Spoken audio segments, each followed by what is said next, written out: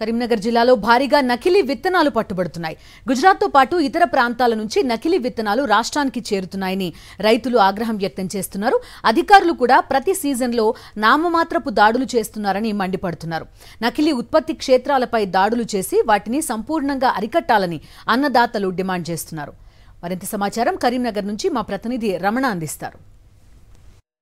నకిలీ విత్తనాల బెడద రైతులను బెంబేలెత్తిస్తుంది. ఈ క్రమంలో మరొక వైపు టాస్క్ ఫోర్స్ పెద్ద ఎత్తున దాడులు కూడా చేస్తుంది.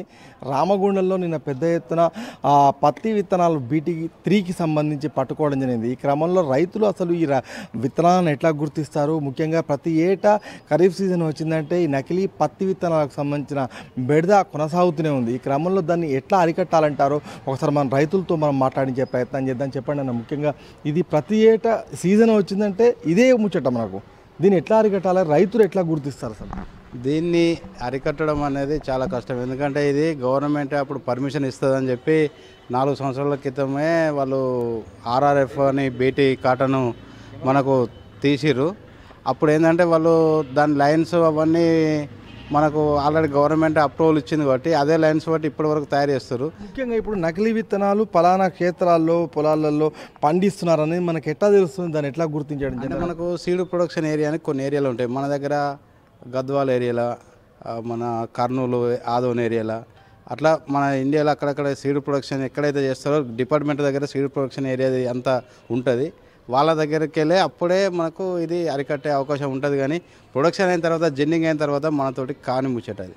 అంటే ముఖ్యంగా జనరల్గా ఈ నకిలీ విత్తనాలు తెలియక కొనే రైతులు ఎలాంటి నష్టాలు ఎదుర్కొంటారు? అసలు వాస్తవంగా ఇలాంటి పలుమార్లు పునరావృతం అవుతున్నాయి, ఎందుకు ప్రభుత్వాలు పట్టించుకోవట్లేదు? మనకు ఇది ఎట్లా తెలుస్తుంది సార్, మొలిచినప్పుడు జర్మినేషన్ బాగానే వస్తుంది, చెట్టు ఏపుగా పెరుగుతుంది. పూత వచ్చే టైంలో ఏమైందంటే నకిలీ విత్తనాలు పూత అనేది ఎండిపోతుంది.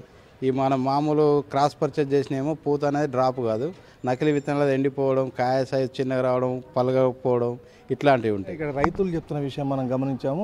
ఖచ్చితంగా దీన్ని అరికట్టాలంటే ఈ నకిలీ విత్తనాలు ఎక్కడైతే తయారవుతున్నాయో అలాంటి పొలాలలో, అలాంటి క్షేత్రాల్లోనే దాడులు చేయాల్సిన అవసరం ఉంది, అక్కడే అరికట్టాల్సిన అవసరం ఉంది. ముఖ్యంగా నకిలీ విత్తనాలను అమ్మేటి వాళ్ళు చాలా ముందస్తుగానే ఒక ప్లాన్ రూపొందించుకొని మార్కెట్లోకి వస్తున్నారు. దీన్ని గమనించకుండా ఎప్పుడో తూతూ మంత్రంగా చివరిలో దాడులు చేసి ఏదో మీడియాలో హైలైట్ అవ్వడానికి మాత్రమే టాస్క్ ఫోర్స్ దాడులు జరుగుతున్నాయి తప్ప రైతులను ఆదుకునేందుకు మాత్రం ప్రభుత్వాలు చిత్తశుద్ధిగా వ్యవహరించాలని చెప్పేసి వాళ్ళు ఆరోపిస్తున్న పరిస్థితి. కెమెరా పర్సన్ సతీష్తో రమణ, సాక్షి టీవీ, కరీంనగర్.